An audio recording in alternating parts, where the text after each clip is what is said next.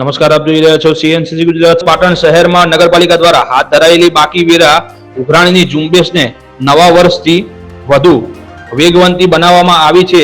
જે મિલકત ધારકોના લાંબા સમયથી વેરા બાકી નીકળે છે તેવી મિલકતોના ધારકો જો વેરો ન ભરપાઈ કરે તો તેઓને નોટિસ આપી તેઓના નળ અને ભૂગર્ભ ગટરના જોડાણો કાપવાની સાથે મિલકત સીલ કરવા સુધીની કામગીરી વેરા શાખાની ટીમ દ્વારા હાથ ધરવામાં આવી છે. નવા વર્ષની શરૂઆતના પ્રથમ સપ્તાહમાં ટીમ દ્વારા 60 નળ જોડાણ અને 30 ભૂગર્ભ જોડાણ કાપવામાં આવતા બાકી વેરા મિલકત માલિકોમાં ફફડાટ વ્યાપ્યો છે.